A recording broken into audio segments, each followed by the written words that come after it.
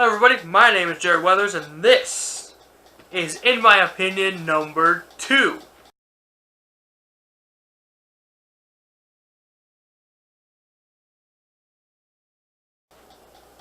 Now, I haven't really done in my opinion since the first one, which I probably should have done more, but this one is going to be a little more focused on sports, like mostly the NBA right now, because I have a few things to say about it. So the first story that I'm going to tell today is about the president of basketball operations for the 76ers.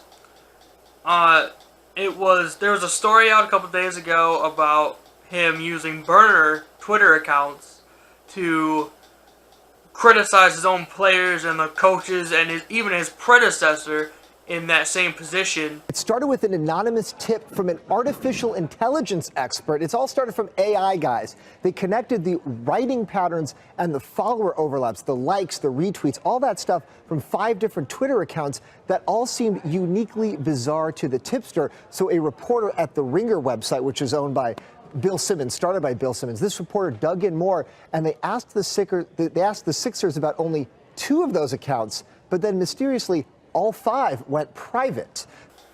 And it turns out it maybe wasn't him. His wife's phone number was attached to 3 of the burner accounts, with the last 2 numbers ending in 91. It may be a little bit of a stretch, maybe a little bit of an overreach, but I don't know. It fits pretty well, I gotta say. If it was his wife, or even if it was him using his wife's number, then, I mean, if he did it, he should probably get fired, because that's obviously not how you do things when you're the president of basketball operations. He criticized the head coach, then he got a 3-year extension from the 76ers. So, the second story I want to talk about is LeBron James. I don't like LeBron James. I don't like basketball in general, honestly, but there's stories and it's content. I'll fire away.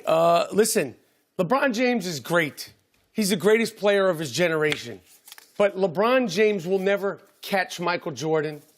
But LeBron James is not, I don't think he's that good without another player by his side.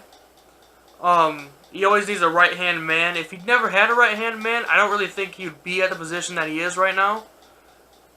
That is obviously my opinion 100%, but if you look at it, in Miami he had Dwayne Wade. Even now he has Kevin Love and whoever replaced Kevin Love in the last couple games or whatever. So again, that's my opinion. The third story I want to talk about is not basketball related. It's actually WWE related, but there was a script leak for one of their segments on Monday Night Raw from this past week. Reddit user Wicked Sphinx has posted a photo allegedly showing the script for the B-Team's barbecue segment from Monday's episode of Raw, with stage directions and exact lines for each team involved. So the tag division having a barbecue in the middle of a wrestling ring in Raw was scripted. Shocker, right? And it just shows you how meticulous everything is behind the scenes, how close Vince McMahon and all the producers, the producer on this segment is Billy Kidman, who used to be a wrestler. I believe he's fully retired now.